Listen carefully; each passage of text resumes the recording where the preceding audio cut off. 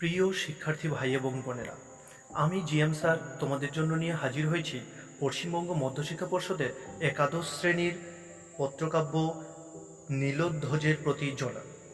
এখানে আমরা নীলোধ্বজের প্রতি জনার উৎস, পূর্বকথা, চরিত্র এবং লাইন ধরে ধরে আলোচনা করে একটি রচনাটিকে রসগ্রাহী পরিবেশন করব। তো প্রথমেই আমরা চলে যাই নাম সম্পর্কিত আলোচনা। নীলোধ্বজের প্রতি জোনা। নীলোধ্বজ, রাজা নীলোধ্বজের প্রতি জোনার পত্রকাব্য। এই পত্রটি পরিবেশন করেছে নীলোধ্বজকে রানী জোনা। এবার আমরা চলে আসি উৎস। মাইকেল মধুসূদন দত্তের বীরাঙ্গনা কাব্যের একাদশতম সর্গ থেকে এই পত্রকাব্যটি নেওয়া হয়েছে। বীরাঙ্গনা কাব্য হল মাইকেল মধুসূদন দত্তের একটি জনপ্রিয় কালজয়ী পত্রকাব্য। পত্র বলতে বোঝায় চিঠি। এই কাব্যে বেশ কতগুলি চিঠি আছে। প্রতিটি চিঠি একজন বীরাঙ্গনা নারী বা বীর নারী তার স্বামী বা প্রেমিকের উদ্দেশ্যে লিখেছেন। এবার চলে আসবো আমরা চরিত্র। প্রধান চরিত্র হিসাবে এখানে আমরা 4 জনের চরিত্র দেখতে পাবো। এক, জোনা চরিত্র। এখানে জোনা চরিত্রটি মাতৃসত্তার প্রতীক বা মা চরিত্র। নীলোধ্বজ, 2 নীলোধ্বজ এখানে পিতা চরিত্র। প্রবীর এখানে জোনা ও নীলোধ্বজের একমাত্র পুত্র হলো প্রবীর। 4 নম্বর চরিত্র হলো অর্জুন হলো প্রবীরের হত্যাকারী। এবার চলে আসি আমরা উপকথায়। মাহেশ্বরী পুরীর রাজা ছিল নীলোধ্বজ এবং রানী ছিল জোনা। তাদের একমাত্র সন্তান ছিল প্রবীর। একবার প্রবীর অর্জুনের ছাড়া অশ্বমেধ যজ্ঞের ঘোড়াকে আটকেছিল। এই ঘোড়াকে আটকানোর জন্য প্রবীরের সঙ্গে অর্জুনের যুদ্ধ হয়। এই যুদ্ধে প্রবীর মারা যায়। এমতাবস্থায় প্রবীরের পিতার কর্তব্য ছিল তার পুত্র হত্যার প্রতিশোধ নেওয়া, কিন্তু নীলোধ্বজ আর অন্য কিছুই করে চলেছেন। তাই ক্ষোভে রাগে মাতা জোনা এই পত্রটি লিখেছেন। এবার চলে আসি আমরা পূর্বকথা আমরা জানতে পারলাম। এবার চলে আসি আমরা লাইন ধরে ধরে আলোচনা। প্রথমেই দেখো, মাহেশ্বরী পুরীর যুবরাজ প্রবীর অশ্বমেধ যাজ্ঞস ধরিলে পার্থ তাহাকে রণে নিহত করে। এখানে আমাদেরকে জানতে হবে পার্থ আর যজ্ঞাস, এই যে অশ্বমেধ যজ্ঞাস, এটা মাহেশ্বরী পুরীর যুবরাজ প্রবীর। তাহলে মাহেশ্বরী পুরীর যুবরাজকে প্রবীর অশ্বমেধ যজ্ঞেশ্ব ধরিলে বা যুদ্ধের ঘোড়াকে আটকালেন। কার যুদ্ধের ঘোড়া? পার্থের যুদ্ধের ঘোড়া। এখানে পার্থ বলতে অর্জুনকে বোঝানো হয়েছে। অর্জুনের যুদ্ধের ঘোড়া আটকালে তাকে রণে নিহত করেন। কে নিহত করেন? অর্জুন প্রবীরকে রণেই বা ঘটনাস্থলেই নিহত করেন বা হত্যা করেন। নীলোধ্বজ রায় পার্থের সহিত বিবাদ পরাম্মুখ হইয়া সন্ধি করাতে রাজ্ঞী জোনা পুত্র শোকে একান্ত কাতর হইয়া এই নিম্নলিখিত পত্রখানি রাজ সমীপে প্রেরণ করেন। তাহলে এখানে দেখো রাজ্ঞী জোনা, এখানে রাজ্ঞী জোনা বলতে রাগী জোনা নয়, এখানে রাজ্ঞী জোনা বলতে রানী জোনা। এই রানী জোনা তাহলে বিবাদ পরাম্মুখ, এখানে বিবাদ পরাম্মুখ কার? নীলোধ্বজ রায়ের প্রতি। নীলোধ্বজ রায়ের প্রতি রানী জোনা বিবাদ পরাম্মুখ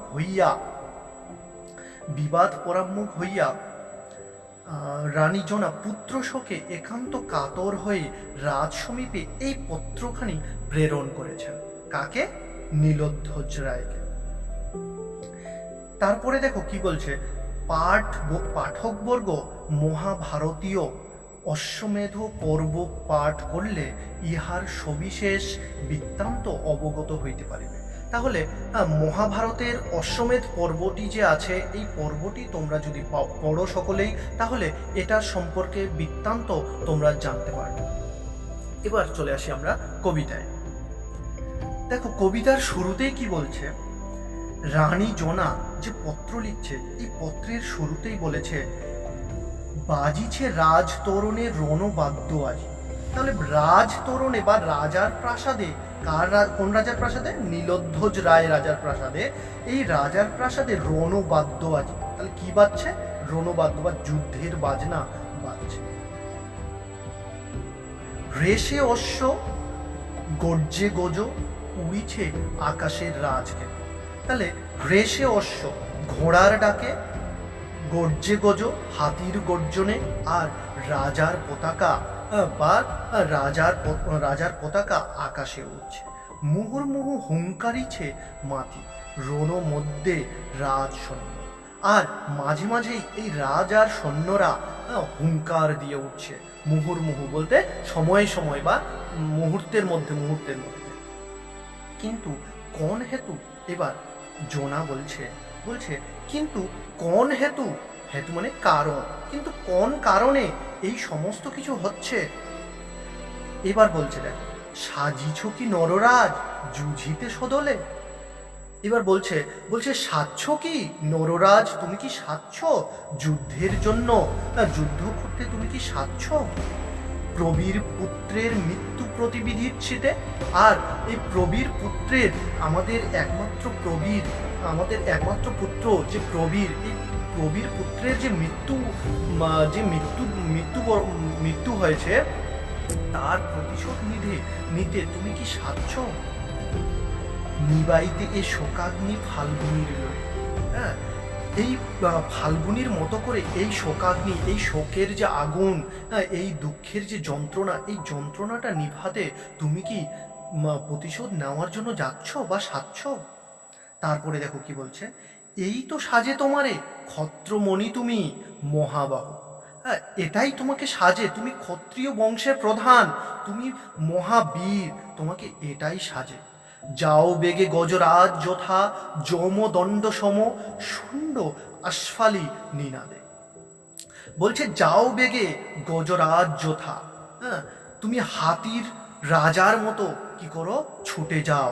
যমদণ্ড শুণ্ড আস্ফালি নিনাদে, আর যমের মতো তুমি দণ্ড দাও তাকে, আর হাতির মতো সুর নাড়াতে নাড়াতে তুমি এই যুদ্ধে যাও। আর কি করো সেখানে গিয়ে? টুটো কিরিটির গর্ব আজি রণস্থলে। আর টুটো মানে ভেঙ্গে ফেলো কিরিটি এখানে অর্জুনকে বলা হয়েছে। এই কিরিটির গর্ব বা অর্জুনের গর্ব তুমি আজকে কি করো? ভেঙ্গে ফেলো। কোথায় ভেঙ্গে ফেলো? রণস্থলে ভেঙ্গে ফেলো। খণ্ডমুণ্ড তার আনো শূলদণ্ড শিরে। খণ্ডমুণ্ড, আর তার মুন্ডুটিকে খণ্ড করে নিয়ে এসে শূলে চড়িয়ে তাকে, তার শিরটিকে আলাদা করে নিয়ে এসো। অন্যায় সমরে মূঢ় নাসিল বালকে। এবার কি বলছে দেখো, বলছে অন্যায়ভাবে সমরে মানে যুদ্ধে এই মূর্খটি, মূঢ় মানে মূর্খ, এই মূর্খটি নাসিল বালকে, বলতে বালককে নাশ করলো, আমার প্রবীর পুত্রকে অন্যায়ভাবে সমরে বা যুদ্ধে নাশ করলো, হত্যা করলো। এবার তারপরেই বলছে আবার দেখো, নাশো মহেশ্বাস তারে। আবার নীলধ্বজ, রাজা নীলধ্বজকে বলছে নাশো, তুমি তাকে হত্যা করো, মহেশ্বাস তারে, রাজা তুমি তাকে হত্যা করো। এবার কি বলছে, ভুলিব এ জ্বালা এ বিষম জ্বালা দেব ভুলিব সন্তরে। ভুলিব এ জ্বালা, তবেই আমি এই জ্বালাটি ভুলবো। কে বলছে?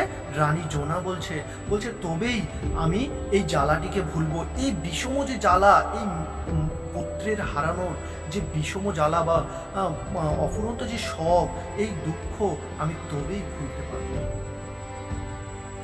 জন্মে মৃত্যু বিধাতার এ বিধি জগতে। আমি জানি জন্ম ও মৃত্যু এটা বিধাতার হাতে লেখা, এটা বিধাতার হাতে লেখা, বিধাতারই বিধি এই জগতে প্রতিনিয়ত চলে আসছে। ক্ষত্রকুল রত্নপুত্র প্রবীর সুমতি সম্মুখ সমরে পড়ি গিয়েছে স্বর্গাধামে। আর ক্ষত্রিয় বংশের রত্ন পুত্র প্রবীর এই সুমতি বা সম্মুখ সমরে মুখোমুখি যুদ্ধে পড়ে গিয়ে স্বর্গাধামে চলে গেছেন। কি কাজ বিলাপে প্রভু। তারপরে কি বলছে দুঃখ প্রকাশ করে কি লাভ প্রভু? পাল মহিপাল, ক্ষত্র ধর্ম ক্ষত্র কর্ম সাধব ভুজবল। দেখো পরে বলছে পালের রাজা মহিপাল যেভাবে হাতের বলে, যেভাবে ভুজের বলে কি করেছিল, জয় করেছিল, সেভাবেই তুমিও জয় করে নিয়ে আসো। এবার দেখো এখানে রানী জনা প্রথমেই মনে করেছিল যে আমার স্বামী হয়তো আমার পুত্রের মৃত্যুর প্রতিশোধ নেওয়ার জন্য সাজছে, কিন্তু পরক্ষণেই তার এই ভুল ভেঙে যায়। ভেঙে গিয়ে জানতে পারে দেখো তারপরেই পরের পেরাতেই কি বলছে, যখন জানতে পারে যে না সেটা যুদ্ধের জন্য প্রস্তুতি নয়, অন্য কিছু চলছিল, তখন বলেছে জোনা, এবার বলছে দেখো এবার পেরাতে বলেছে, হায় পাগলিনী জোনা, তবু শোভা মাঝে নাচিছে নর্তকী আজি, গায়ক গাইছে উথিলিছে বীণাধ্বনি। বলছে এবার জোনা নিজেকেই পাগলিনী বলেছে, পাগলিনী বলে দেখো কি বলছে, হায় পাগলিনী জোনা, তবুও শোভার মাঝে নাচিছে নর্তকী আজি। আজকে নর্তকী সেখানে নাচছে, গায়ক গাইছে, আর উথলিছে বীণাধ্বনি, উথলে উথলে পড়ছে বীণাধ্বনি।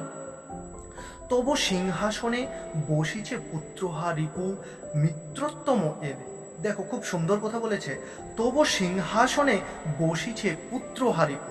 এখানে পুত্রের হারা বা পুত্রকে যে হত্যা করেছে, যে শত্রু পুত্রকে হত্যা করেছে, সেই নাকি সিংহাসনে বসে আছে, আর সেখানে নর্তকী নাচছে, গায়ক গাইছে, সেখানে আনন্দ ফুর্তি চলছে। মিত্রোত্তম এবে, আর প্রিয় বন্ধুর মতো করে বসে আছে। কার সিংহাসনে বসে আছে? নীলোধ্বজ রায়ের সিংহাসনে বসে আছে। কে বসে আছে?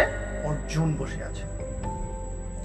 এবে বলতে এখন। এবার দেখো কি বলছে তারপরের লাইনে, সেবিছ যতনে তুমি অতিথি রতনে, আর তাকে তুমি এই অর্জুনকে, যে আমার পুত্রের হত্যাকারী, তাকে তুমি অতিথির মতো করে সেবা যত্ন করছো।